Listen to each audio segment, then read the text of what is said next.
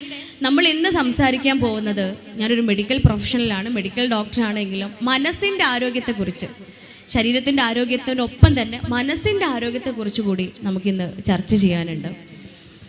ഞാൻ എൻ്റെ ഒരു അനുഭവമാണ് ഇവിടെ പങ്കുവെക്കുന്നത്. അതായത് എൻ്റെ മെഡിക്കൽ ക്ലിനിക്ക് ഞാൻ സൈക്യാട്രിക് കേസുകൾ കൂടി നോക്കുന്ന ക്ലിനിക്കായി അപ്ഗ്രേഡ് ചെയ്തിട്ട് 6 years ആയി. ഈ 6 വർഷം കൊണ്ട് അനവധി അനുഭവങ്ങളാണ്, കേസുകളാണ് മുന്നിൽ വരാറുള്ളത്. പലതരത്തിലുള്ള പ്രയാസങ്ങളും പ്രശ്നങ്ങളുമായിട്ട് മുന്നിൽ ആളുകൾ വരും. ഇതൊക്കെ കേൾക്കുകയും പരസ്പരം പങ്കുവെക്കുകയും പരിഹാരം കണ്ടെത്തുകയും ചർച്ച ചെയ്യുകയൊക്കെ ചെയ്യുമ്പോൾ മനസ്സിൽ വരുന്ന, അല്ലെങ്കിൽ ഉള്ളിലിങ്ങനെ അറിയുന്ന ഒരു ചിന്തയുണ്ട്, അവസാനം എത്തിച്ചേരുന്ന ഒരു ഉത്തരമുണ്ട്. ഈ മനുഷ്യന്മാർക്കെല്ലാം, ഞാനടക്കമുള്ള ഈ പാലോളി കുടുംബത്തിലുള്ള ഓരോ ആളുകൾക്കും ഒരുപക്ഷെ പലതരത്തിലുള്ള അനുഗ്രഹങ്ങൾ ഉണ്ടാവും. നമുക്കൊക്കെ തമ്പുരാന് പലതുകൾ കൊണ്ടും അനുഗ്രഹിക്കപ്പെട്ടവരായിരിക്കും നമ്മളൊക്കെ. ഒരുപക്ഷെ സമ്പത്ത് കൊണ്ട് അനുഗ്രഹിക്കപ്പെട്ടവരായിരിക്കാം, ആരോഗ്യം കൊണ്ട് അനുഗ്രഹിക്കപ്പെട്ടവരായിരിക്കാം, പേരും പ്രശസ്തിയും ഉണ്ടായിരിക്കാം, സ്ഥാനമാനങ്ങൾ ഉണ്ടാവുമായിരിക്കാം. ഇവയൊക്കെ തന്ന് അനുഗ്രഹിക്കപ്പെട്ടുവെങ്കിലും ഇതെല്ലാം നമുക്ക് അതേ അർത്ഥത്തിലും ആഴത്തിലും ആസ്വദിക്കാൻ പറ്റണമെങ്കിൽ എനിക്ക് നൽകിയ സമ്പത്ത്, എനിക്ക് നൽകിയ ആരോഗ്യം, എനിക്ക് കിട്ടിയ പേര്, പ്രശസ്തി, എൻ്റെ ആനന്ദങ്ങൾ, ഇതെല്ലാം എനിക്ക് അതേ ആഴത്തിൽ ആസ്വദിക്കാൻ സാധിക്കുന്നത് എപ്പോഴാണെന്നറിയോ? ഇതെല്ലാം അവസാനിപ്പിച്ച് ഇന്നത്തെ ഈ കൂടിച്ചേരലൊക്കെ കഴിഞ്ഞ് നമ്മൾ കയറി ചെല്ലും ഒരിടത്തേക്ക്, സമാധാനത്തോടുകൂടി സ്വസ്ഥതയോടുകൂടി കിടന്നുറങ്ങാൻ നമ്മളൊക്കെ ആഗ്രഹിക്കുന്ന നമ്മുടെ ഇടം. നമ്മുടെയൊക്കെ എന്താണ്? എവിടെയുണ്ടായാലും ഞങ്ങൾ സമാധാനത്തിൽ കിടന്നുറങ്ങാൻ ആഗ്രഹിക്കുന്നത്? റിസോർട്ടിലാണോ? ഹോട്ടൽ റൂംസിലാണോ? അല്ല അല്ലേ? അതൊരു കൂരയായിരിക്കാം ഒരുപക്ഷെ. 4 ചുവരുകളും ഒരു മേൽക്കൂരയും മാത്രമുള്ള, സുഖ സൗകര്യങ്ങളൊന്നുമില്ലാത്ത, ആഡംബരങ്ങളൊന്നുമില്ലാത്ത വെറും ഒരു കൂര മാത്രമായിരിക്കാം. വെയിലും മഴയും കൊള്ളാതെ നമ്മെ സംരക്ഷിക്കുന്ന വെറും ഒരു കൂരയായിരിക്കാം. പക്ഷെ അതെൻ്റെ വീടാണ്, അതെൻ്റെ കുടുംബം ഇരിക്കുന്ന ഇടമാണ്, അതെൻ്റെ ഏറ്റവും സ്വസ്ഥത നൽകുന്ന സ്ഥലമാണ്, അതെനിക്ക് ഏറ്റവും സംതൃപ്തിയേകുന്ന ഇടമാണ്. ആ തോന്നലുണ്ടോ? ആ തോന്നൽ നമുക്ക് വരുന്നുണ്ടോ? അവിടെ എത്തിച്ചേരണമേ എന്ന ആഗ്രഹം നമുക്കുള്ളിൽ ഇങ്ങനെ ഉണ്ടാവുന്നുണ്ടോ? എങ്കിൽ ഈ പറഞ്ഞ അനുഗ്രഹങ്ങളൊക്കെ നമുക്ക് ആസ്വദിക്കാൻ പറ്റും. ഈ പറഞ്ഞ എല്ലാ അനുഗ്രഹങ്ങളും നമുക്ക് ആസ്വദിക്കാൻ പറ്റും. ഓരോ ദിവസവും മുന്നിൽ വരുന്ന അനുഭവങ്ങൾ ഇതിലേക്കാണ് വെളിച്ചം വീശുന്നത്. ഒരിക്കൽ എൻ്റെ അടുത്ത് കൗൺസിലിങ്ങിന് വന്നതാണ്.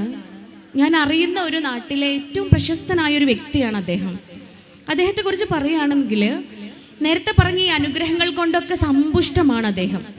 വിദ്യാഭ്യാസം കൊണ്ടായിക്കോട്ടെ, സമ്പത്ത് കൊണ്ടായിക്കോട്ടെ, സ്ഥാനമാനങ്ങളായിക്കോട്ടെ, പേരും പ്രശസ്തിയും ആയിക്കോട്ടെ, ഇതെല്ലാം കൊടുത്ത് അനുഗ്രഹിക്കപ്പെട്ട ഒരു വ്യക്തി.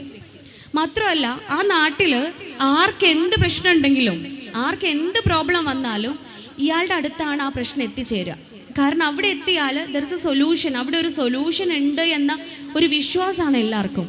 എല്ലാ പ്രശ്നങ്ങളും കൂടി ആലോചിച്ച് ഒരു ഉത്തമ പരിഹാരത്തിലേക്ക് എത്തിച്ചേരാൻ കഴിവുള്ള, ആ പ്രശ്നങ്ങളെ പരിഹരിച്ചു കൊടുക്കാൻ കഴിവുള്ള ഒരു വ്യക്തിയായിരുന്നു അദ്ദേഹം. ഒരിക്കൽ വളരെ അവിചാരിതമായിട്ട് കണ്ടുമുട്ടുകയാണ്. അദ്ദേഹം എന്നെ കാണാൻ വേണ്ടിയിട്ട് ക്ലിനിക്കിൽ വരികയാണ്. വന്ന സമയത്ത് എനിക്ക് അത്ഭുതമായി. ഞാൻ അദ്ദേഹത്തിൻ്റെ അടുത്ത് എന്നെ നേരിട്ട് അത്ഭുതം പ്രകടിപ്പിക്കുകയാണ്. നിങ്ങൾ എന്താ ഇവിടെ? നിങ്ങൾക്ക് എന്താണ് ക്ലിനിക്കിൽ? നിങ്ങൾക്ക് എന്താ അസുഖം? മുട്ടുവേദനയാണോ കാലുവേദനയാണോ എന്ന് ഞാൻ ചോദിക്കുകയാണ്.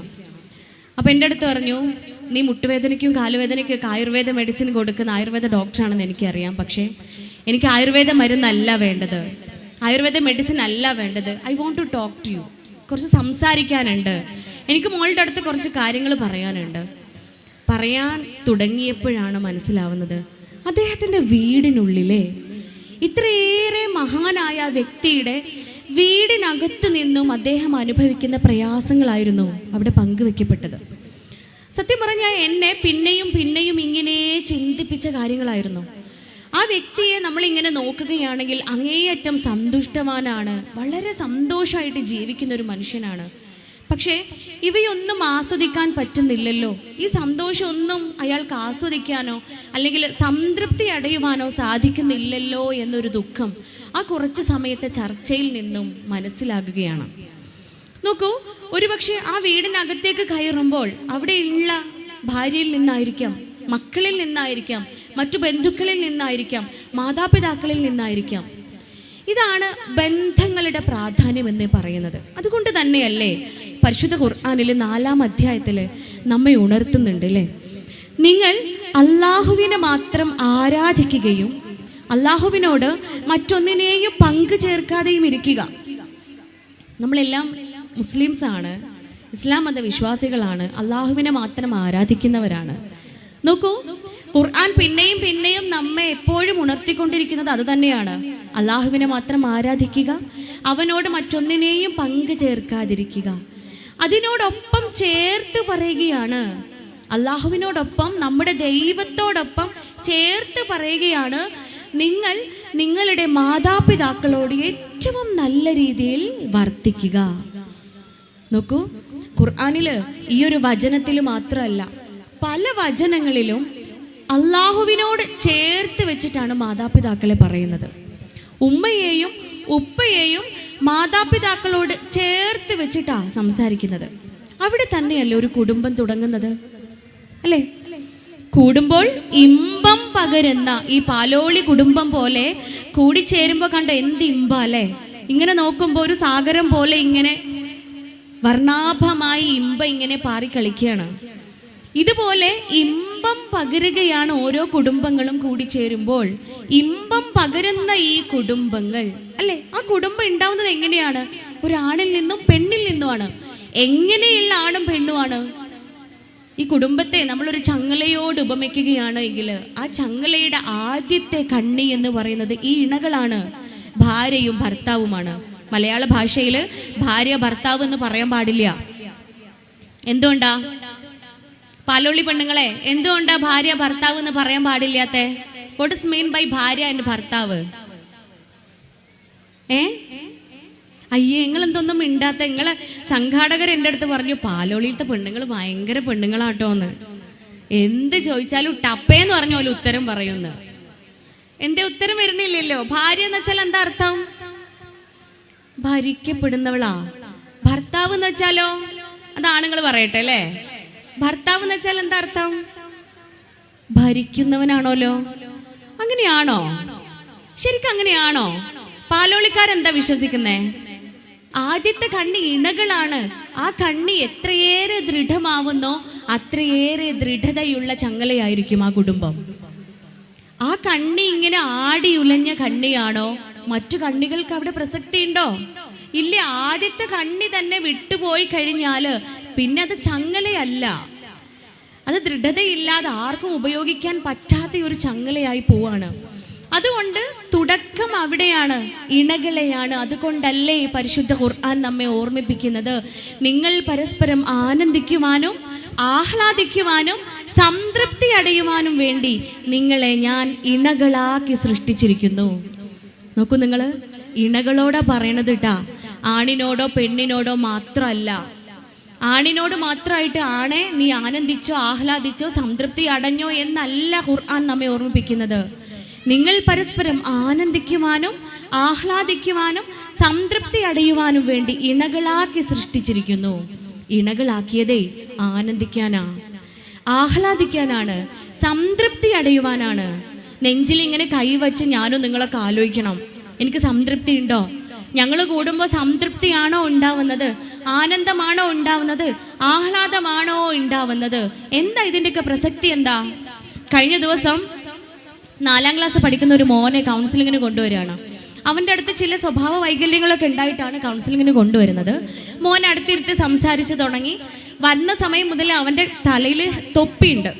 ഞാൻ പലതവണ മോനെ തൊപ്പി ഒന്ന് മാറ്റുമെന്ന് പറയുന്നുണ്ടെങ്കിലും മൂപ്പര് മാറ്റാൻ കൂട്ടാക്കണില്ല. അങ്ങനെ പോവാൻ സമയം ഞാൻ എന്ത് ചെയ്തു, തൊപ്പി ഒന്ന് മാറ്റി.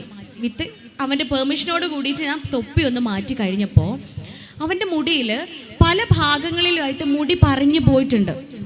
മുടി ഇങ്ങനെ പറഞ്ഞു പോയിട്ടുണ്ട്. സാധാരണഗതിയിൽ മുടി റൗണ്ടിൽ കൊഴിഞ്ഞു പോകുന്നൊരു അസുഖമുണ്ട് എട്ടിക്കേറിയ എന്ന് പറയുന്നത്. പക്ഷെ ആ അസുഖമല്ല എന്നുള്ളത് എനിക്ക് മനസ്സിലായി.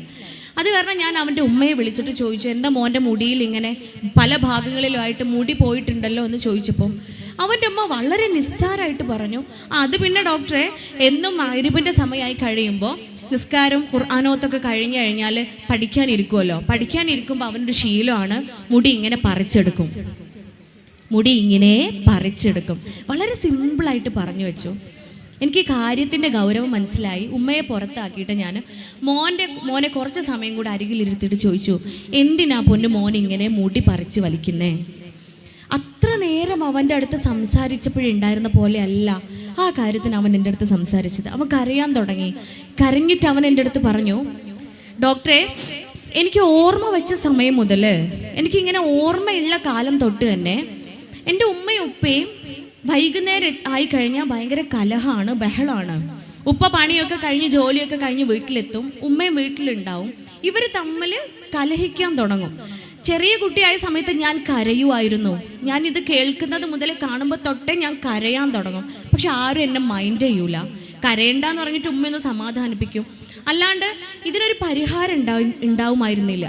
കുറച്ചും കൂടെ മുതിർന്നു കഴിഞ്ഞപ്പോൾ ഞാൻ എന്ത് ചെയ്തു, കരച്ചിലൊക്കെ നിർത്തി. കരഞ്ഞിട്ട് കാര്യമില്ല എന്ന് മനസ്സിലായി. പക്ഷെ കരച്ചിൽ നിർത്തി കഴിഞ്ഞപ്പോൾ എനിക്ക് ദേഷ്യം വരാൻ തുടങ്ങി.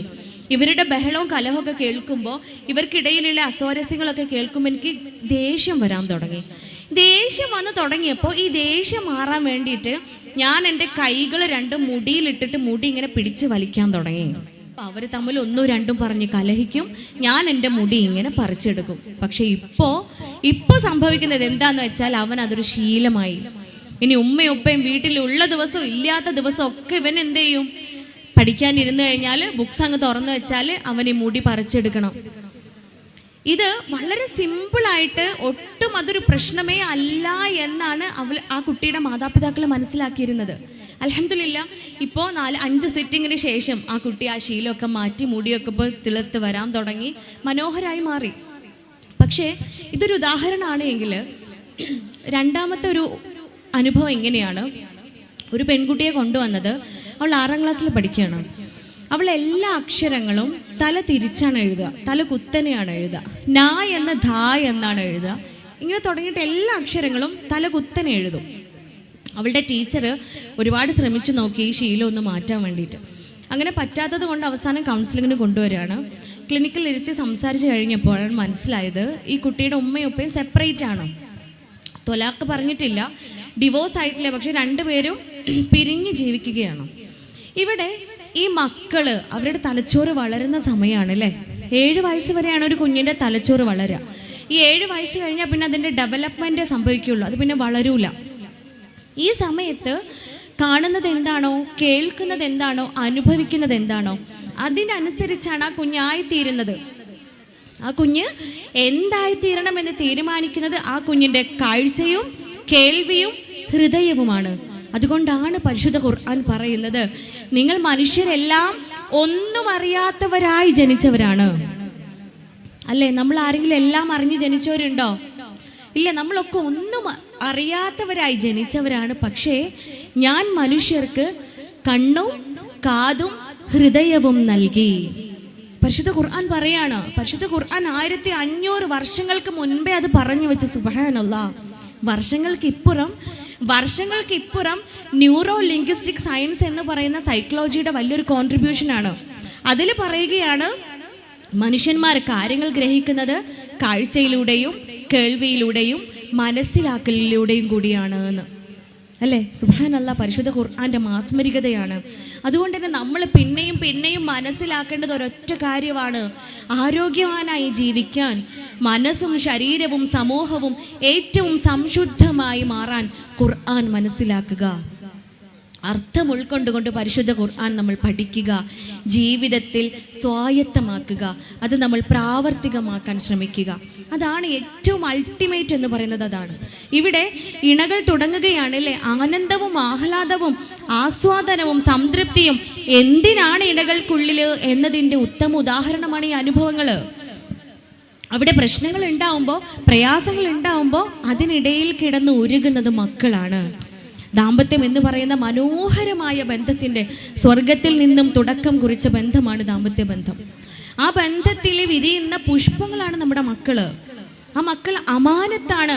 മക്കളെ കുറിച്ച് പരിശുദ്ധ ഖുർആനിൽ പറയുന്നതൊക്കെ ഹബ്ലന എന്ന വാക്കാണ്. ഹബ്ലന. നമ്മൾ ഓരോ നേരം പ്രാർത്ഥിക്കാറുണ്ട്, റബ്ബന ഹബ്ലന, അല്ലെ? ഹബ് എന്ന വാക്ക് ഹിബ എന്ന പദത്തിൽ നിന്ന് ഉണ്ടായതാ. ഹിബ എന്ന് വെച്ചാൽ എന്താണെന്നറിയോ? പാലോളി പെണ്ണുങ്ങൾക്ക് ആർക്കെങ്കിലും അറിയോ what is mean by Hiba? Hiba എന്ന പേരുള്ള ആരെങ്കിലും ഇവിടെ ഉണ്ടോ? ഹിബ ഒന്ന് കൈപൊക്കോ. ഹിബ, ഹിബക്കുട്ടി, എത്ര ഹിബകളുണ്ട് ഇവിടെ? പാലോളിയിൽ ഹിബ ഇല്ല അല്ലേ? ഉണ്ടോ? ഉണ്ട്. ഹിബ ഉണ്ട് എന്നാ പറയണേ. ഹിബയുടെ അർത്ഥം എന്താ? ഹിബകൾക്ക് അറിയുണ്ടാവും, ഹിബാന്റെ ഉമ്മാക്കും ഉപ്പാക്കും അറിയുണ്ടാവും എന്താ ഹിബയുടെ അർത്ഥം. ഹിബ എന്ന് വെച്ചാൽ എന്താ? ഇറ്റ്സ് ഗിഫ്റ്റ്, സമ്മാനം എന്നാണ് ഹിബയുടെ അർത്ഥം. എപ്പോഴാണ് നമ്മൾ ഒരാൾക്ക് സമ്മാനം കൊടുക്കുക?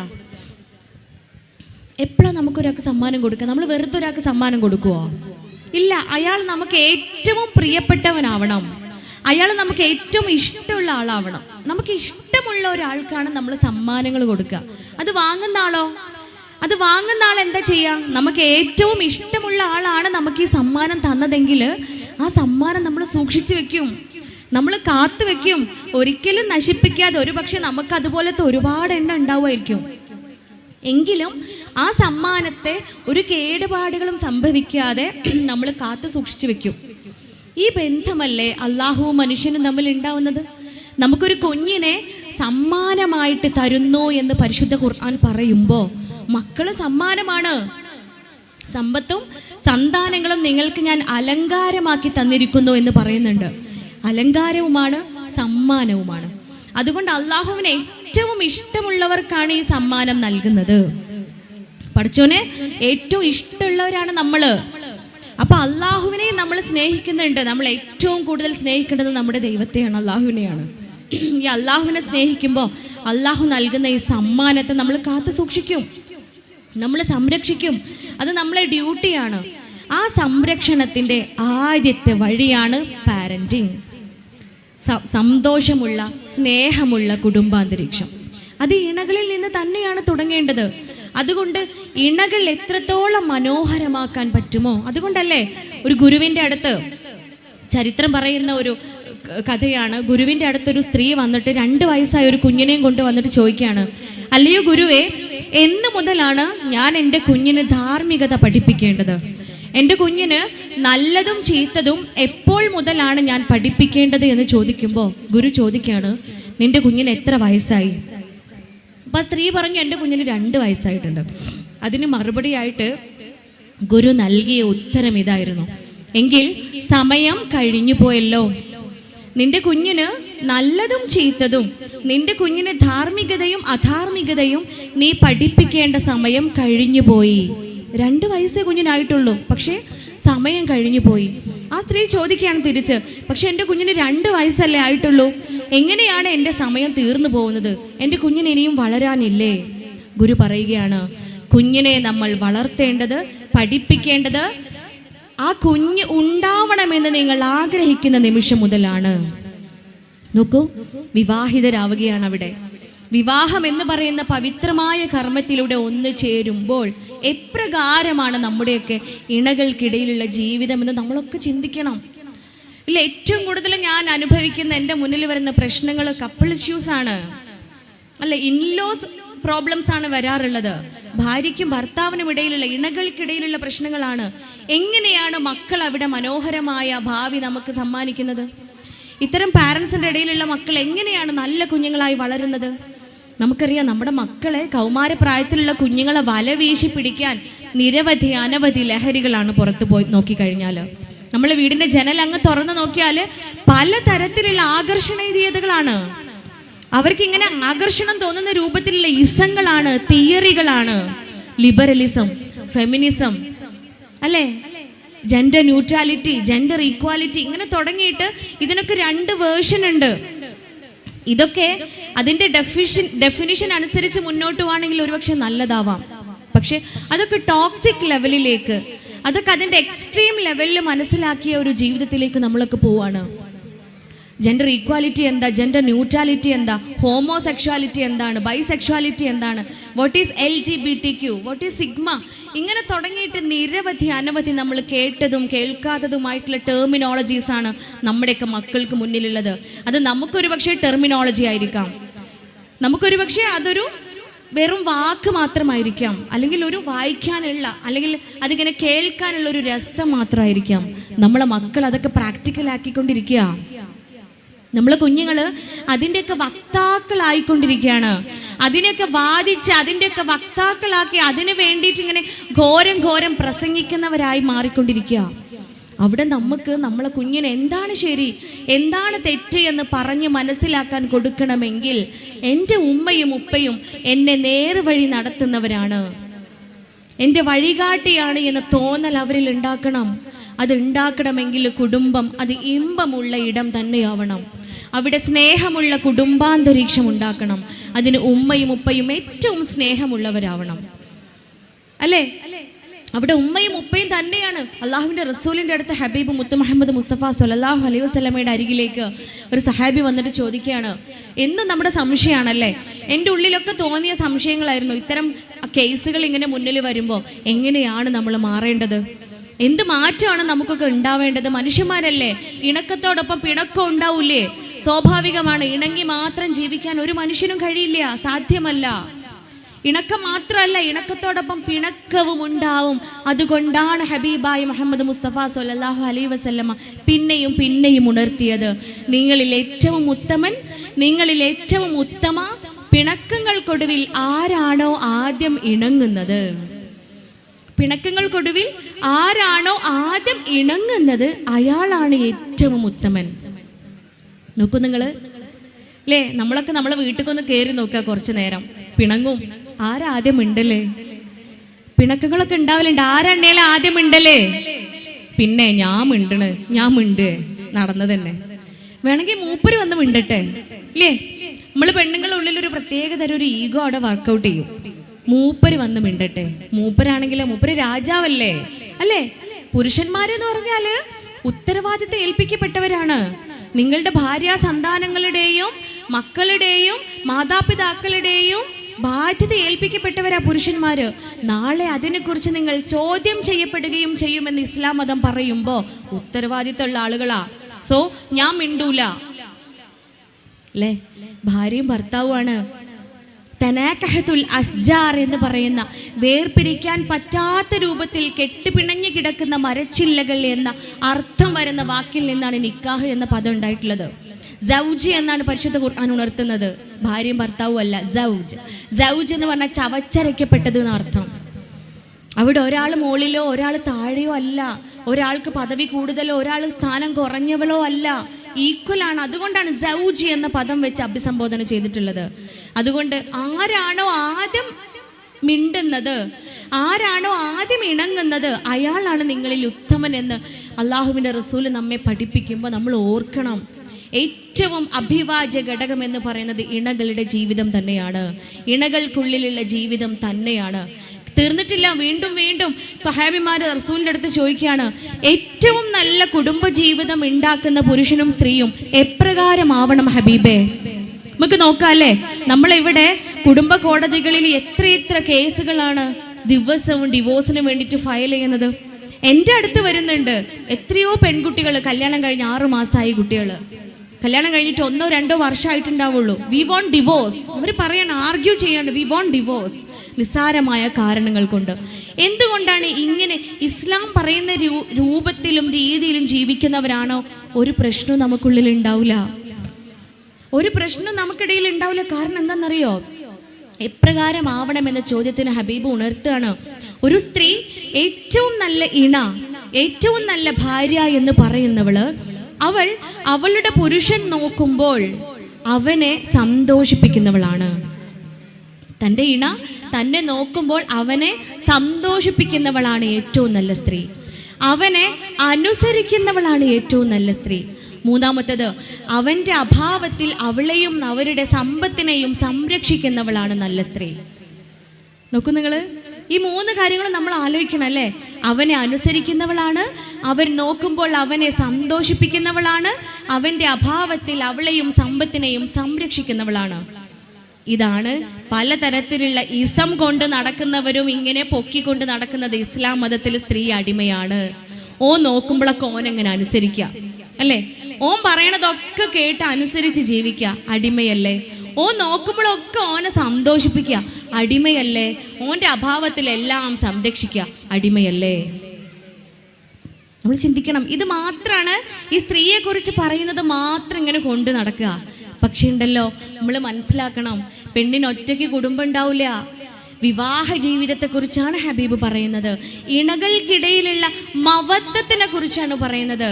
മവദ്ദത്ത് എന്ന വാക്കിന് ഒരുപാട് അർത്ഥങ്ങളുണ്ട്. സ്നേഹം എന്നൊരൊറ്റ അർത്ഥമല്ല ഉള്ളത്. അതിൻ്റെ മവദ്ദത്തിൻ്റെ അർത്ഥം മാത്രം നമ്മൾ എടുത്തു നോക്കിയാൽ കാരുണ്യം നിറഞ്ഞ സ്നേഹം, മുഹബത്ത് നിറഞ്ഞ സ്നേഹം, അതിന് വളരെ ആഴത്തിലുള്ള അർത്ഥമുണ്ട് മവദ്ദത്തിന്. ആ മവദ്ദത്താണ് ഇണകൾക്കുള്ളിൽ സംവിധാനിച്ച് വെച്ചിട്ടുള്ളത്.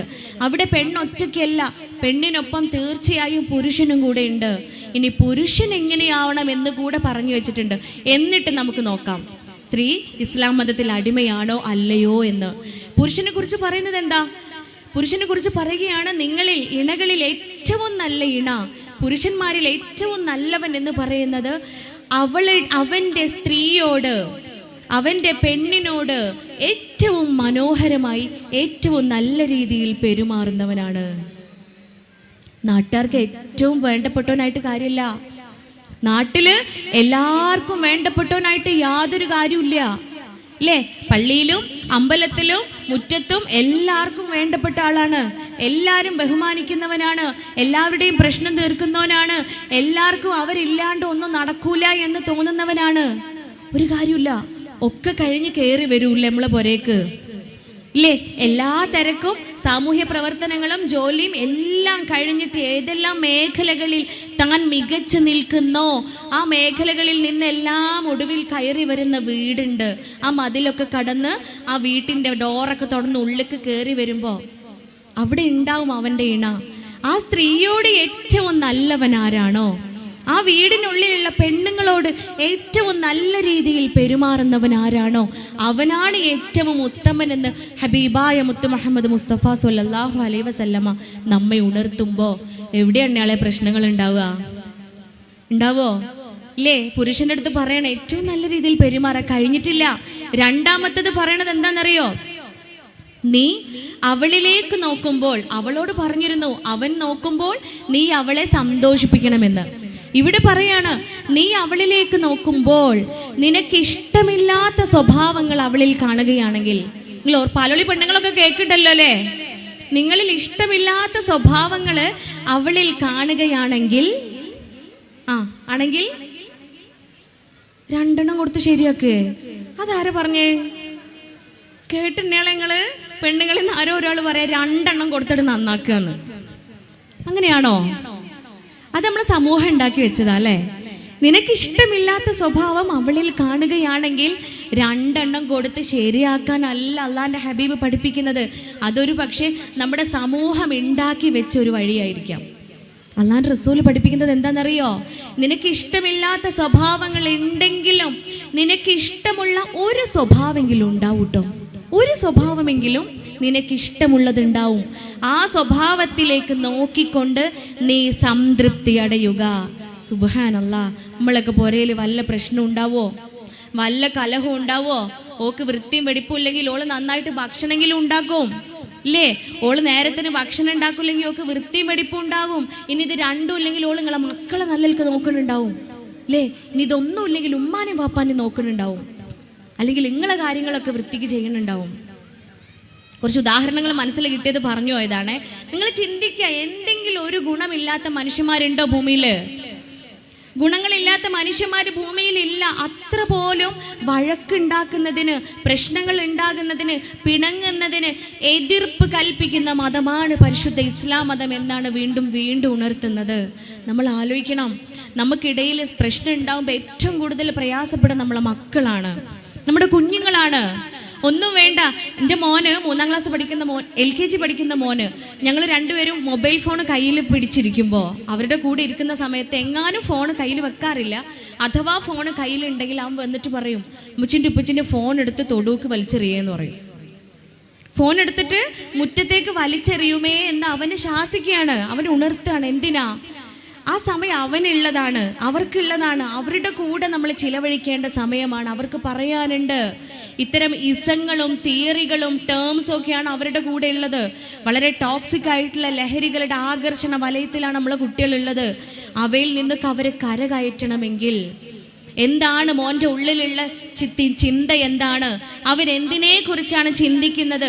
അവളുടെ ചിന്ത എന്തിലേക്കാണ് വഴിമാറിപ്പോയിക്കൊണ്ടിരിക്കുന്നത് അറിയണമെങ്കിൽ അവർ നാമുമായിട്ട് ബന്ധമുണ്ടാവണം. ഉമ്മയും ഉപ്പയും എൻ്റെ എല്ലാമാണ്, എനിക്ക് സ്നേഹം നൽകുന്നവരാണ് എന്ന ചിന്ത മക്കൾക്ക് ഉണ്ടാക്കി കൊടുക്കണം. അത് കൊടുക്കാനുള്ള ഉത്തമ മാർഗം സ്നേഹമുള്ളവരാവുക എന്നത് തന്നെയാണ്. ഇവിടെ അവളിലെ സന്തോഷത്തെ, അവളിലെ നിനക്കിഷ്ടമുള്ള സ്വഭാവത്തെ നോക്കി സന്തോഷിക്കാൻ പറയുമ്പോൾ കഴിഞ്ഞിട്ടില്ല. വീണ്ടും പറയാണ്, ഈ കാലഘട്ടത്തിൽ ഏറ്റവും പ്രാധാന്യം അർഹിക്കുന്ന ഒന്ന്, മക്കൾക്ക് മുന്നിൽ വെച്ച് നീ അവളെ ശകാരിക്കുവാനോ അടിക്കുവാനോ പാടില്ല. നോട്ട് ചെയ്ത് വെക്കണം അല്ലേ? പുറയിൽ വലിയ ഫ്ലെക്സ് എഴുതിയിട്ട് ബെഡ്റൂമിലോ അല്ലെങ്കിൽ ഡൈനിങ് ഹാളിലൊക്കെ ഫിറ്റ് ചെയ്ത് വെക്കുക. ഈ കാര്യങ്ങളൊക്കെ സ്ത്രീ എങ്ങനെയാവണം, പുരുഷൻ എങ്ങനെയാവണം. സന്ദർഭം വരുമ്പോൾ രണ്ടുപേരും അതൊന്ന് വായിച്ചു നോക്കുക. സാഹചര്യങ്ങൾ വരുമ്പോൾ രണ്ടുപേരും അതൊന്ന് വായിച്ചു നോക്കുക. നീ മക്കൾക്ക് മുന്നിൽ വെച്ച് ശകാരിക്കുവാനോ അവളെ അടിക്കുവാനോ പാടില്ല. അതാണ് പറയുന്നത്. നിങ്ങൾ പിണക്കങ്ങൾക്കൊടുവിൽ ആദ്യം ഇണങ്ങുന്നവരാവുക. നിങ്ങൾക്കിടയിൽ പ്രശ്നങ്ങൾ ഉണ്ടാവുമ്പോൾ ഏറ്റവും ആദ്യം എത്രയും പെട്ടെന്ന് അനുരഞ്ജനത്തിൽ എത്തിച്ചേരുക എന്ന് 4-ാം അധ്യായത്തിൽ പരിശുദ്ധ ഖുർആൻ നമ്മെ ഓർമ്മിപ്പിക്കുന്നുണ്ട്. അപ്പോൾ അതിനർത്ഥം എന്താ? പ്രശ്നങ്ങൾ ഉണ്ടായേക്കാം അല്ലേ? മജ്ജയും മാംസവും ഉള്ള വിചാരങ്ങളും ചിന്തയുമുള്ള പച്ചയായ മനുഷ്യരാണ്. അതുകൊണ്ട് തന്നെ അവിടെ ഒരുപക്ഷെ വിള്ളലുകൾ ഉണ്ടായേക്കാം. പക്ഷേ ആ വിള്ളലുകളുടെ ആഴം കൂടുകയല്ല ചെയ്യേണ്ടത്. എത്രയും പെട്ടെന്ന് അനുരഞ്ജനത്തിൽ എത്തിച്ചേരുക, ഒത്തുതീർപ്പിൽ എത്തിച്ചേരുക, പ്രശ്നങ്ങൾ പരിഹരിക്കപ്പെടുക. സന്തോഷം കൊണ്ട്, സ്നേഹം കൊണ്ട് ആ വിള്ളലിനെ ആ കറയെ നമ്മൾ മായ്ക്കുക എന്നാണ് പരിശുദ്ധ ഇസ്ലാം പറയുന്നത്. അതിന് ഏറ്റവും ഉത്തമരെന്ന് പറയുന്ന ഇണകൾ തന്നെയാണ്. സ്നേഹമുള്ള കുടുംബാന്തരീക്ഷം ഉണ്ടാക്കി കൊടുക്കണം മക്കൾക്ക് അല്ലേ? നമ്മൾ ഉമ്മയും ഉപ്പയും ഭാര്യയും ഭർത്താവും അരികിൽ ഇങ്ങനെ ചേർന്നിരിക്കുമ്പോൾ നടുവിലേക്ക് ഓടി വരൂല്ലേ? ആര്? അമ്മായിമ്മേ. തമ്പുരാനെ, പാലോളി കുടുംബത്തിലൊക്കെ അമ്മായിമ്മയാണ് ഓടി വരിക. എന്ത് പെണ്ണുങ്ങളൊക്കെ ഇങ്ങനെ പറയണേ? എന്ത് ചെവിന്റെ പ്രശ്നമാണോ അതോ നിങ്ങൾ പറയണതിന്റെ പ്രശ്നമാണോ? പാലോളിയിൽ അങ്ങനെയാ? അങ്ങനെ ഇല്ല അല്ലേ? അത് പറഞ്ഞപ്പോഴാണ്, വളരെ സാന്ദർഭോചിതമായിട്ട് നിങ്ങൾ പറഞ്ഞപ്പോൾ ഞാൻ ഓർക്കുകയാണ്. ഒരിക്കലും ക്ലിനിക്കിൽ ഭാര്യയും ഭർത്താവും വന്നിങ്ങനെ അവരുടെ വിഷമങ്ങൾ സംസാരിച്ചുകൊണ്ടിരിക്കുക. ഈ മരുമോൾക്ക് ഏറ്റവും കൂടുതൽ പറയാനുള്ളത് അമ്മായിമാനെ കുറിച്ചാണ്. ഇവിടെ അമ്മായിമാൻ തന്നെയല്ലേ പറയുക വടകരയിൽ ഭർത്താവിൻ്റെ ഉമ്മാനെ? ഈ ഉമ്മാനെ കുറിച്ച് ഇങ്ങനെ, ഞങ്ങൾ അവിടെ എന്ന് പറഞ്ഞാൽ കല്യാണം കഴിച്ച ഭർത്താവിൻ്റെ വീട്ടിലാണ് താമസിക്കുക. ഇവിടെയോ? ഇവിടെ അങ്ങനെ തന്നെയാ? ഭാഗ്യം. അപ്പോൾ ഭർത്താവിൻ്റെ വീട്ടിലായതുകൊണ്ട് തന്നെ പരാതികളും പ്രശ്നങ്ങളൊക്കെ കുറേ ഉണ്ടാവുമല്ലോ. എന്നെ പ്രസവിച്ചിട്ടില്ലെങ്കിലും എൻ്റെ ഉമ്മയാണ് എന്ന ചിന്ത പലപ്പോഴും വരൂല അല്ലേ? ഞാൻ പ്രസവിച്ചിട്ടില്ലെങ്കിൽ എൻ്റെ മകളാണ് എന്ന ചിന്ത പലപ്പോഴും ഉമ്മാർക്കും ഉണ്ടാവില്ല. അപ്പോൾ അവിടെ കോൺഫ്ലിക്ട്സ് ഉണ്ടാവാൻ തുടങ്ങും, പ്രശ്നങ്ങൾ ഉണ്ടാവാൻ തുടങ്ങും. അതിൻ്റെ ഭാഗമായിട്ട് ഈ മരുമോൾ ഇങ്ങനെ പറയും, ഉമ്മാനെ കുറിച്ച് ഇങ്ങനെ പറഞ്ഞുകൊണ്ടിരിക്കുക. ദാറ്റ് മീൻസ് അമ്മായിമാനെ കുറിച്ച്. അപ്പോൾ ഈ ഭർത്താവിൻ്റെ മടിയിൽ 4 വയസ്സായ മോൾ ഇരിക്കുന്നുണ്ട്. മോള് പെട്ടെന്ന് എൻ്റെ അടുത്ത് പറയാ, ഡോക്ടറെ, എൻ്റെ ഉമ്മച്ചി പറയണതൊക്കെ ഒന്നും നിങ്ങൾ വിശ്വസിക്കണ്ട കേട്ടാ, എൻ്റെ ഉമ്മ അത്ര നല്ല ആളൊന്നും അല്ല എന്ന്. എൻ്റെ ഉമ്മമാനെ പറ്റി ഇങ്ങനെ പറയുന്നുണ്ടല്ല, എൻ്റെ ഉമ്മമാനെ കുറിച്ചാണ് പറയണേ, പക്ഷേ എൻ്റെ ഉമ്മ അത്ര നല്ല ആളൊന്നും അല്ല എന്ന്. അപ്പം നിങ്ങളൊക്കെ ചിരിച്ചതുപോലെ എനിക്കും ആ സമയത്ത് ചിരിയാണ് വന്നതെങ്കിലും അവിടെ ചിന്തിച്ചത് എന്താണെന്നറിയോ നിങ്ങൾ? ആ കുട്ടിയുടെ തലച്ചോറ് 7 വയസ്സ് വരെ വളരുള്ളൂ. ആ വളർച്ച സംഭവിക്കുന്ന കണ്ടും കേട്ടും അനുഭവിച്ചും കാര്യങ്ങളൊക്കെ പഠിച്ച് ഞാൻ എങ്ങനെയാവണം എന്നിങ്ങനെ തീരുമാനിക്കുന്ന സമയമാണ്. ഈ സമയത്ത് ആ കുഞ്ഞിൻ്റെ തലച്ചോറിനുള്ളിൽ പാകിയ വിത്തുകൾ പകയുടെയും വിദ്വേഷത്തിൻ്റെയും വെറുപ്പിൻ്റെയും ഒക്കെയാണ്. ആ വിത്തുകളല്ലേ വളരുള്ളൂ.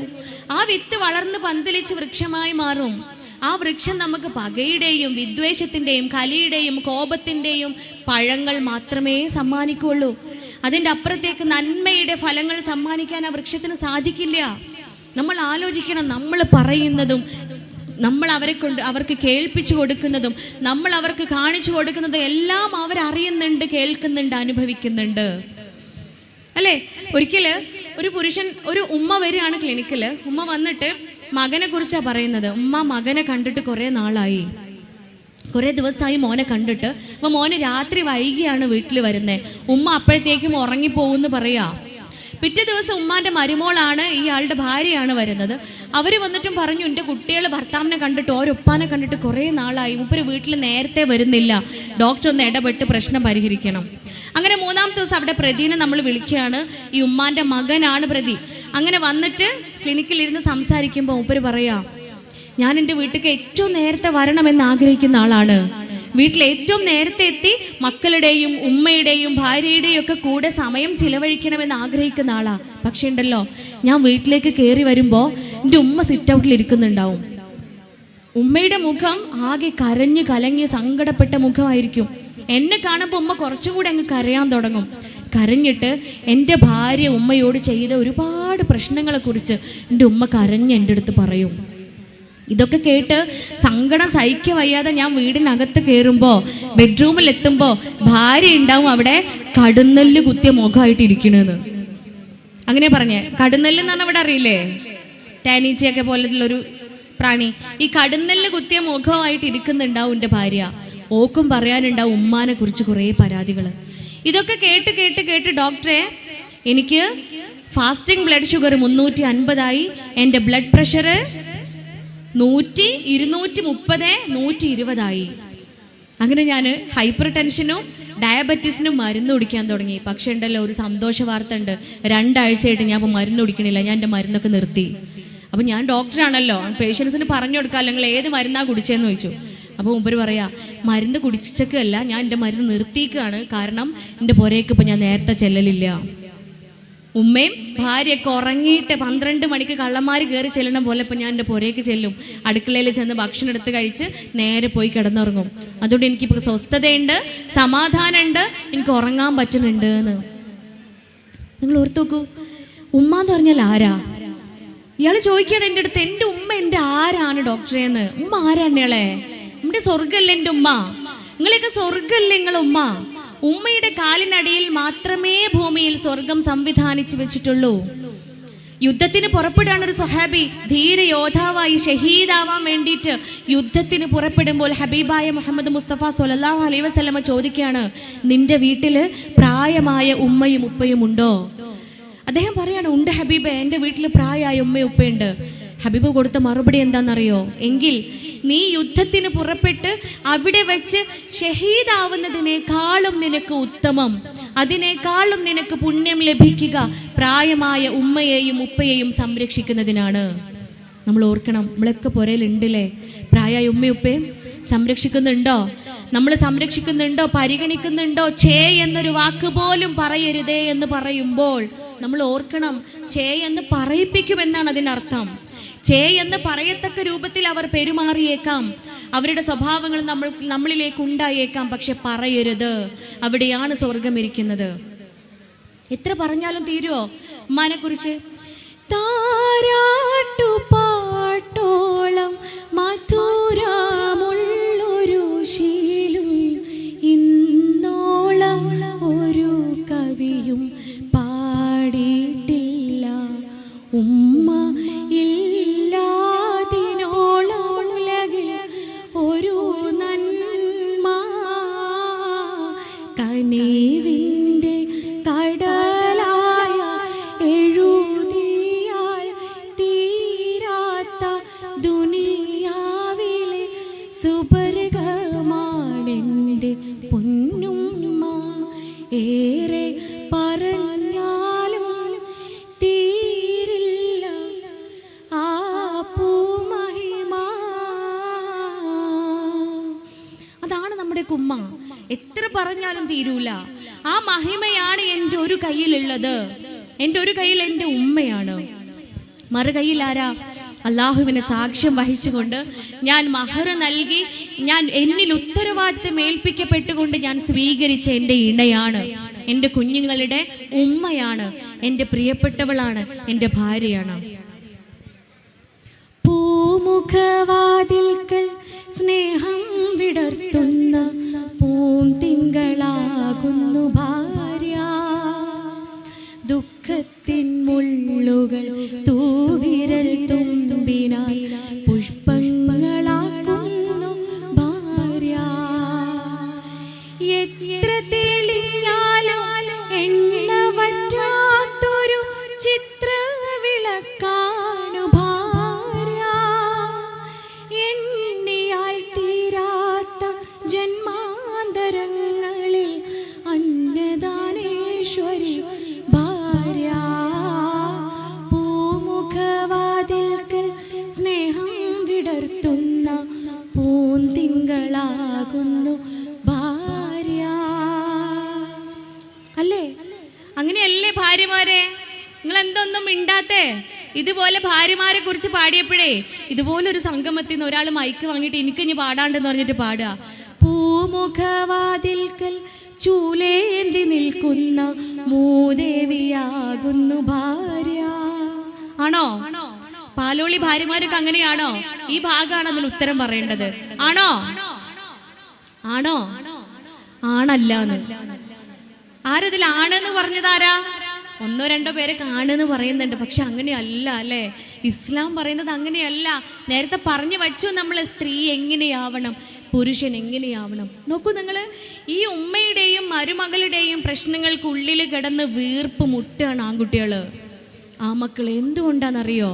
എന്തുകൊണ്ടാണെന്നറിയാമോ നിങ്ങൾക്ക്? പരിശുദ്ധ ഖുർആൻ ഓർമ്മിപ്പിക്കുന്ന വചനങ്ങളെ നമ്മൾ ചിന്തിക്കാത്തത് കൊണ്ടാ. ഉത്തരവാദിത്തങ്ങളുണ്ട്.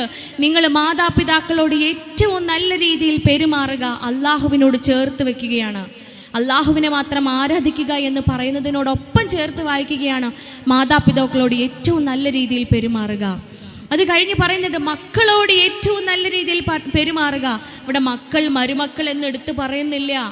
മക്കൾ മരുമക്കൾ എന്ന് വിഭാഗമില്ല. മരുമക്കളും മക്കളാണ്, മരുമക്കളും മക്കളാണ്. ആ ചിന്തയാണ് ഉണ്ടാവേണ്ടത് അല്ലേ? കൗൺസിലിങ്ങിന് വന്നൊരു പെൺകുട്ടി, ദുഃഖം തോന്നിയ, വളരെ സങ്കടം തോന്നിയ ഒരു സംഭവമായിരുന്നു അത്. കൗൺസിലിങ്ങിന് വന്ന പെൺകുട്ടി പറയാണ്, ഡിഗ്രി സെക്കൻഡ് ഇയറിന് പഠിക്കുമ്പോഴാണ് അവളെ കല്യാണം കഴിഞ്ഞ് കൊണ്ടുപോയത്. പഠിക്കണമെന്ന് ഭയങ്കര ആഗ്രഹമായിരുന്നു. പക്ഷെ വീട്ടുകാർക്ക് പഠിപ്പിക്കാൻ താല്പര്യം ഉണ്ടായിരുന്നില്ല. പക്ഷെ അവൾ അതിന് അംഗീകരിച്ചു. അവൾ അതിന് സമ്മതം മൂലം അവൾ പഠിച്ചില്ല. പക്ഷെ അവളുടെ ഒരു ആഗ്രഹമായിരുന്നു, അവളുടെ ഈ ഫ്രീ സമയം ചിലവഴിക്കാൻ വേണ്ടിയിട്ട് അവൾ ചെടി ഉണ്ടാക്കാൻ ഭയങ്കര ഇഷ്ടമായിരുന്നു. ഗാർഡനിങ് അവൾക്ക് വളരെ ഇഷ്ടമുള്ള കാര്യമായിരുന്നു. അങ്ങനെ ചെടി ഉണ്ടാക്കാൻ വേണ്ടിയിട്ട് തൻ്റെ ഭർത്താവിൽ നിന്നും സമ്മതമൊക്കെ വാങ്ങിച്ച് അവർ പറഞ്ഞു ഉമ്മാൻ്റെ അടുത്തും കൂടെ ചോദിക്കും. അങ്ങനെ ഉമ്മാൻ്റെ അടുത്ത് ചോദിച്ചപ്പോൾ ഉമ്മ പറഞ്ഞു ചെടി ഉണ്ടാക്കണേനൊന്നും പ്രശ്നമില്ല, ഇജ് എൻ്റെ പുരയ്ക്ക് അങ്ങോട്ട് വിരുന്നു പോവും. ഇജെൻ്റെ പുരയ്ക്ക് വിരുന്ന് പോയി കഴിഞ്ഞാൽ ആരാ ഈ ചെടിയൊക്കെ നോക്കുക? ഉമ്മക്ക് നോക്കാൻ കഴിയില്ലട്ടാ, ഉമ്മ നോക്കൂലാട്ടോ എന്ന് ഉമ്മ പറഞ്ഞു. അങ്ങനെ ഉള്ള പ്രതീക്ഷയിൽ ചെടിയൊക്കെ ഉണ്ടാക്കി പറഞ്ഞതുപോലെ സംഭവിച്ചു. വീട്ടിലേക്ക് വിരുന്ന് പോയി. വിരുന്നൊക്കെ കഴിഞ്ഞ് ഒരാഴ്ച കഴിഞ്ഞ് വന്നപ്പോൾ ചെടിയൊക്കെ ഉണങ്ങി കരിഞ്ഞ് കിടക്കുകയാണ്. അപ്പോൾ തലേ ദിവസമാണ് ഉമ്മാൻ്റെ മോള് വിസിറ്റിങ്ങിന് 2 ആഴ്ചക്ക് ഗൾഫ് പോയത് കേട്ടാ. ഉമ്മാൻ്റെ മോള്, ഉമ്മ പ്രസവിച്ചൊരു മകളുണ്ടല്ലോ, 2 ആഴ്ചക്ക് വിസിറ്റിങ്ങിന് ഗൾഫിൽ പോയതാ. അങ്ങനെ ഈ പെൺകുട്ടി വിരുന്നൊക്കെ കഴിഞ്ഞ് വീട്ടിൽ വന്ന് ഈ ചെടികളൊക്കെ അവളിങ്ങനെ ക്ലീൻ ചെയ്തുകൊണ്ടിരിക്കുകയാണ്. മണ്ണൊക്കെ മറിച്ച് വേരൊക്കെ ഇങ്ങനെ കിഴുതെടുത്ത് മാറ്റിക്കൊണ്ടിരിക്കുക. അപ്പോൾ ഈ ഉമ്മ ഇങ്ങനെ പുറത്തേക്ക് വന്നിങ്ങനെ ഇത് നോക്കി നിന്നിട്ട് പറയാ, ഇപ്പോഴാണ് ഓർമ്മ വന്നത്, എൻ്റെ കുട്ടീൻ്റെ ചെടി ഉണ്ടല്ലോ ഓളെ പുരയിൽ, എൻ്റെ കുട്ടി ഉണ്ടാക്കിയ ചെടി ഓളെ പുരയിലുണ്ടല്ലോ, ഉമ്മ പോയിട്ട് അതൊക്കെ ഒന്ന് നനച്ചു കൊടുത്തിട്ട് വരാട്ടോന്ന്. എന്താ പാലോളി പെണ്ണുങ്ങൾക്കൊക്കെ തോന്നണേ? നമ്മളൊക്കെ അമ്മമാരാവൂലേ? ഇല്ലേ? ഈ സംഭവം കേട്ട് കഴിഞ്ഞപ്പോൾ എനിക്ക് 3 ആൺകുട്ടികളാ. ഞാൻ എൻ്റെ നൗഷാദ് ഖാൻ്റെ അടുത്ത് പോയി പറയാറുണ്ട്, ഇൻഷാ അല്ലാ പഠിച്ചോൻ ആയുസിട്ട് കഴിഞ്ഞാൽ 3 പെൺകുട്ടികൾ അവർ കൊണ്ടുവരും.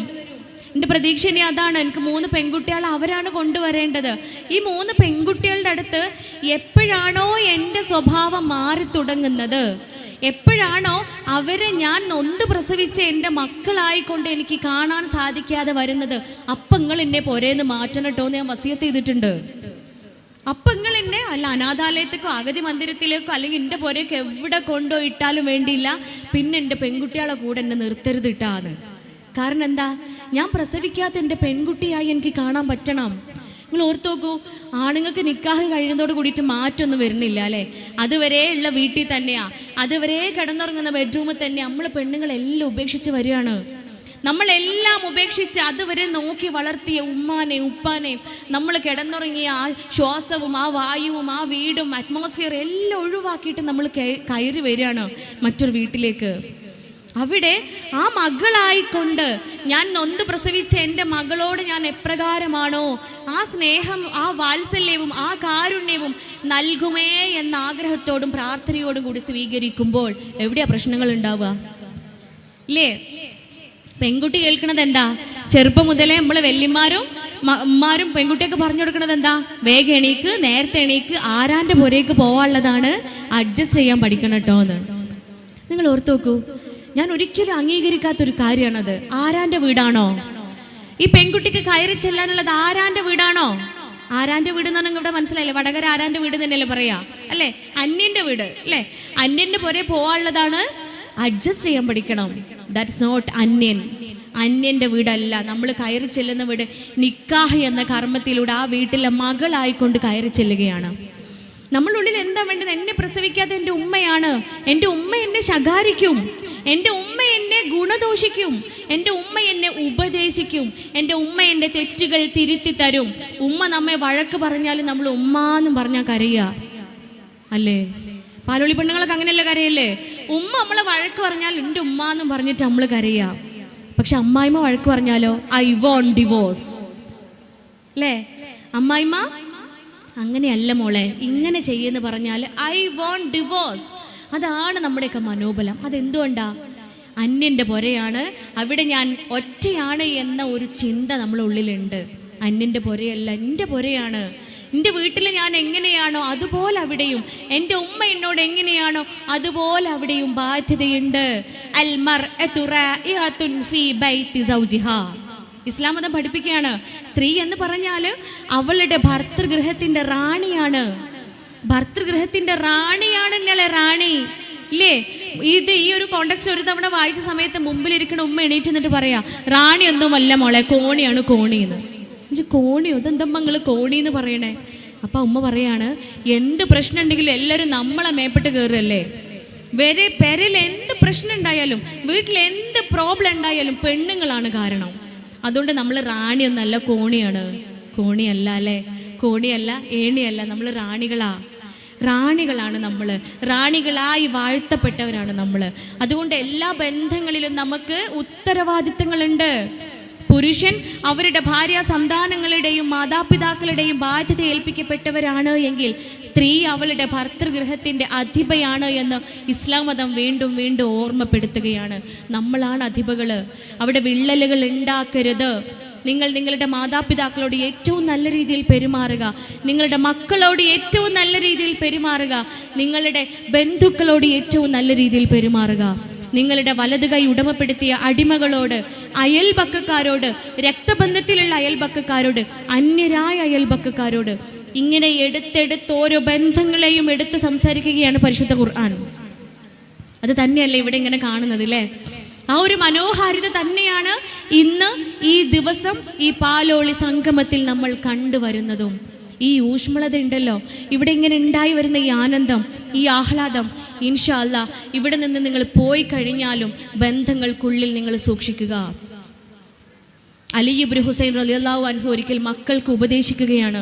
മക്കളെ എല്ലാം ചേർത്ത് പിടിച്ചിട്ട് പറഞ്ഞു കൊടുക്കുകയാണ്, മക്കളെ, കുടുംബ ബന്ധം മുറിച്ചവനുമായിട്ടുള്ള സമ്പർക്കം നിങ്ങൾ സൂക്ഷിക്കണം. കുടുംബ ബന്ധം മുറിച്ചവനുമായിട്ട് നിങ്ങൾ സമ്പർക്കം പുലർത്തരുത്, അവനുമായിട്ട് നിങ്ങൾ കൂട്ടുകൂടരുത്, നിങ്ങൾ ബന്ധമുണ്ടാക്കരുത്, നിങ്ങൾ ബന്ധം സൂക്ഷിക്കരുത് എന്ന് അലി ഇബ്നു ഹുസൈൻ റളിയല്ലാഹു അൻഹു നമ്മെ ഓർമ്മിപ്പിക്കുമ്പോൾ മക്കൾ ചോദിക്കുകയാണ്, എന്തുകൊണ്ടാണ് ഉപ്പ അങ്ങനെ? ഉപ്പ എന്തുകൊണ്ടാണ് അങ്ങനെ പറയുന്നത്?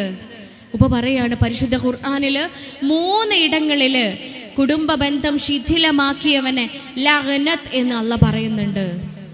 ലഅന എന്ന് പറഞ്ഞാൽ എന്താണ്? അള്ളാഹുവിൻ്റെ ശാപം ഇറക്കപ്പെട്ടവൻ. അള്ളാഹു ശപിക്കുകയാണ്. അള്ളാഹു ശപിച്ചവനാണ് കുടുംബ ബന്ധം മുറിക്കുന്നവൻ. നമ്മൾ ഓർക്കണം, അല്ലേ? പലപ്പോഴും വിഷമങ്ങൾ ഉണ്ടാകുമ്പോൾ നമ്മൾ ഏറ്റവും ബന്ധമുള്ള ആളുടെ അടുത്ത്, നമുക്ക് ഏറ്റവും സ്നേഹമുള്ള ആളുടെ അടുത്ത് നമ്മൾ പരാതി പറയും, അയാൾ എൻ്റെ അടുത്ത് ഇങ്ങനെ ചെയ്തു കേട്ടോ, അല്ലെങ്കിൽ അവൾ ഇന്ന് എൻ്റെ അടുത്ത് ഇങ്ങനെ പറഞ്ഞു, അവൾ ഇന്ന് എൻ്റെ അടുത്ത് ഇങ്ങനെ പെരുമാറി, അവൻ ഇന്ന് ചെയ്തത് ഒട്ടും ശരിയായില്ല. കേൾക്കുന്ന ആളുടെ ഉള്ളിൽ ആ വ്യക്തിയോട് വെറുപ്പുണ്ടാവുന്നുണ്ടോ? കേൾക്കുന്ന ആളുടെ ഉള്ളിൽ ആ വ്യക്തിയുമായിട്ട് വിള്ളലുണ്ടാവുന്നുണ്ടോ? ആ വ്യക്തിയോട് അകൽച്ച തോന്നുന്നുണ്ടോ? നമ്മളെയാണ് പടച്ച തമ്പുരാൻ ശപിക്കുന്നത്. നാം ആണ് ആ ബന്ധം ശിഥിലമാക്കിയത്.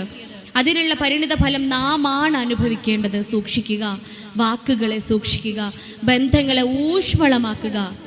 നോക്കൂ നിങ്ങൾ, സമ്പത്തിൻ്റെ പേരിൽ ഒരു ഉമ്മയുടെ ഒരേ വയറ്റിൽ കിടന്ന് പുറത്തേക്ക് വന്ന ഒരേ രക്തം സിരകളിലൂടെ സഞ്ചരിക്കുന്ന മനുഷ്യന്മാർ തമ്മിൽ പിണങ്ങുന്നില്ല 5-10 സെന്റിൻ്റെ പേരിൽ, അല്ലെങ്കിൽ ഒരു മതിലിൻ്റെ പേരിൽ, അല്ലെങ്കിൽ മരം ചാഞ്ഞതിൻ്റെ പേരിൽ. നിങ്ങൾ ഓർത്ത് നോക്കൂ, എത്ര നൈമിഷിക നമ്മുടെയൊക്കെ ജീവിതം. ഈ മൈക്ക് ഇവിടെ വെച്ചിട്ട് എനിക്ക് എൻ്റെ മക്കളെടുത്ത് പോകാൻ പറ്റുന്ന ഒരു ഉറപ്പില്ല. ഈ ശ്വാസത്തെ ഞാനിങ്ങ് മുകളിലേക്ക് എടുത്ത് തിരിച്ച് പറഞ്ഞയക്കുമെന്ന് എനിക്കൊരു വിശ്വാസമില്ല. എൻ്റെ തമ്പുരാൻ കനിഞ്ഞെങ്കിലേ ഉള്ളൂ, എൻ്റെ നാഥൻ എനിക്ക് ആയുസിട്ടെങ്കിലേ ഉള്ളൂ. പിന്നെ എന്തിനാ നമ്മളെ ഇടയിൽ പകയും വിദ്വേഷവും ഒക്കെ? പിന്നെ എന്തിനാണ് കുറുമ്പും കുശുമ്പും ഒക്കെ? പോയി സലാം പറയണം, അസ്സലാമു അലൈക്കും എന്ന് സമാധാനത്തെ വർഷിക്കാൻ പ്രാർത്ഥിക്കണം, കെട്ടിപ്പിടിക്കണം, പൊറുക്കണമേ എന്നൊന്ന് ക്ഷമിച്ചു കൊടുക്കണം. പരിശുദ്ധ ഖുർആൻ പറയുന്നത് അതാണ്. നിങ്ങൾക്ക് പക വീട്ടണമെന്ന് തോന്നുമ്പോൾ, നിങ്ങൾക്ക് പകരം വീട്ടണമെന്ന്, പക ചെയ്യണമെന്ന് നിങ്ങളുടെ ഉള്ളിൽ തോന്നുമ്പോൾ, നിങ്ങൾക്ക് ഏറ്റവും ഉത്തമം ക്ഷമിക്കുകയും സഹനം അവലംബിക്കുകയും ചെയ്യുന്നതാണ്. പക ചെയ്യുന്നതല്ല, പക വീട്ടുന്നതല്ല. അതുകൊണ്ടല്ലേ ഹബീബ് അള്ളാഹുവിൻ്റെ റസൂലിൻ്റെ പള്ളിയിൽ വന്ന് മൂത്രമൊഴിക്കുകയാണ് ഒരാൾ. ആ മൂത്രമൊഴിച്ച ആൾ അവിടെ നിന്ന് ആട്ടി ഓടിക്കുമ്പോൾ സ്വഹാബിമാരുടെ അടുത്ത് ഉണർത്തുകയാണ്, ഹൃദയത്തെ നീ വിശാലമാക്കണമേ. ഈ പ്രാർത്ഥന സദാസമയം നമ്മളിൽ ഇങ്ങനെ ഉരുവിടാൻ സർവശക്തൻ നമ്മെ അനുഗ്രഹിക്കുമാറാവട്ടെ. നമ്മുടെ മക്കള് തെറ്റുകൾ സംഭവിച്ചേക്കാം, അവരുടെ പ്രായമാണ്, കൗമാരപ്രായമാണ്. പെൺകുട്ടികളിൽ ഈസ്ട്രജനും ആൺകുട്ടികളിൽ ടെസ്റ്റോസ്റ്റിറോണും ഉണ്ടാകുന്ന പ്രായമാണ്. ഈ ഹോർമോണിൻ്റെ വേരിയേഷൻസ് കാരണം പല മാറ്റങ്ങളും അവരുടെ ശരീരത്തിനും മനസ്സിനും ചിന്തകൾക്കും ഒക്കെ ഉണ്ടാവാം. തെറ്റുകൾ സംഭവിച്ചേക്കാം, ചേർത്ത് പിടിക്കുക. വഴുതി വീഴുമ്പോൾ താഴെ തലയിടിച്ച് വീഴാതിരിക്കാൻ താങ്ങായിട്ട് പാരൻസ് ഉണ്ടാവണം. താങ്ങും തണലുമായിട്ട് ഉമ്മയും ഉപ്പയും താഴെ ഇരിക്കണം. ഒറ്റപ്പെടുത്തരുത്. നിങ്ങൾ നിങ്ങളുടെ മക്കളെ ഒറ്റപ്പെടുത്തിയാൽ, മക്കളെ അവഗണിച്ചാൽ, നാളെ പരലോകത്ത് വെച്ച് അള്ളാഹു നിങ്ങളെ കാരുണ്യം കൊണ്ട് നോക്കുക പോലും ചെയ്യില്ല എന്നാണ് പരിശുദ്ധ ഇസ്ലാം പഠിപ്പിക്കുന്നത്. അള്ളാഹു സംസാരിക്കില്ല എന്ന് മാത്രമല്ല, കാരുണ്യം കൊണ്ട് നോക്കുക പോലും ചെയ്യില്ല. തെറ്റ് കാണുമ്പോഴത്തേന് എനിക്കിങ്ങനെ ഒരു കുട്ടിയെ ഇല്ല എന്ന് പറയലല്ല, ചേർത്ത് പിടിക്കുക. ധാർമ്മികതയുടെ വഴി, നന്മയുടെ വഴി കുഞ്ഞിന് കാണിച്ചു കൊടുക്കുക, നല്ല മാർഗത്തിലൂടെ നടത്തുക. ഈ ഒരുമയും ഈ സ്നേഹവും ഈ ബന്ധവും ഇതുപോലെ ഇങ്ങനെ എന്നും എന്നും നിലനിർത്താൻ സർവശക്തനായ അള്ളാഹു നമ്മെ അനുഗ്രഹിക്കുമാറാവട്ടെ എന്ന് ആത്മാർത്ഥമായി പ്രാർത്ഥിച്ചുകൊണ്ട്, നാളെ ഇന്നൊരു ദിവസത്തോടു കൂടി മാത്രമല്ല, നാളെയും ഒരുപാട് വർഷങ്ങളോളം നിങ്ങളുടെ ഈ സ്നേഹബന്ധം ഊട്ടി ഉറപ്പിച്ചുകൊണ്ട് തലമുറകൾക്ക് ഉത്തമ മാതൃകയായി തീരാൻ ഈ പാലോളി കുടുംബത്തിന് സാധിക്കുമാറാവട്ടെ എന്ന് ആത്മാർത്ഥമായി ഒരിക്കൽ കൂടി പ്രാർത്ഥിച്ചുകൊണ്ട് വാഹിർ ദഅ്വാന അൽഹംദുലില്ലാഹി റബ്ബിൽ ആലമീൻ. അസ്സലാമു അലൈക്കും വറഹ്മത്തുള്ളാഹി വബറകാതുഹു. അസ്സലാമു അലൈക്കും വറഹ്മത്തുള്ളാഹി.